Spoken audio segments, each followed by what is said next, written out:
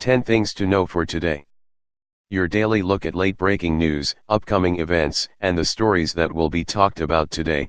1. North Korea demolishes what it says is nuclear test site. The demolition happened in the presence of foreign journalists at the site deep in the mountains of the North's sparsely populated northeast. 2. Gang of 8 poised for DOJ briefing. Lawmakers from both parties are set to meet with top intelligence officials on the outside informant as Trump calls the special counsel probe into his 2016 campaign Spygate. 3. Who was called a political dummy? North Korea lobs another verbal salvo, this time at Vice President Mike Pence, ahead of a scheduled summit next month in Singapore, after he was the latest top Washington official to cite the Libya model. 4. Security troops on U.S. nuclear missile base took LSD. Documents obtained by the AP reveal at least 6 airmen were buying, distributing, or using the illegal hallucinogen and other drugs on a highly secure military base in Wyoming. 5. NFL sparks new questions with anthem policy. Owners announce that players would be required to stand for the national anthem if they're on the field before a game, but gave them the option of staying in the locker room if they wouldn't comply.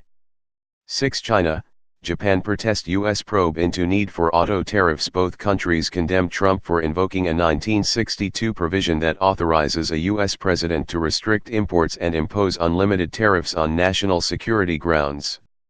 7. Shouldn't happen to anybody. Milwaukee's police chief apologizes to Bucks player Sterling Brown for a January arrest that started with a parking violation and escalated to include the use of a stun gun.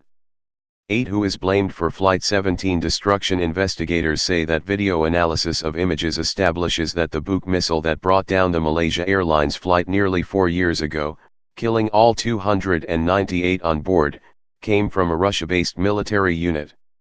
9. Who's turning 80? Tommy Chong of Cheech and Chong fame says he never doubted he'd live to see the day when marijuana would be legal in one form or another in 30 states across the country. 10. I think Ovi has been on a mission. Alex Ovechkin leads the Capitals to a 4-0 win over the Lightning in Game 7 of the Eastern Conference Final, a victory that sends Washington to the Stanley Cup Final for the first time in 20 years.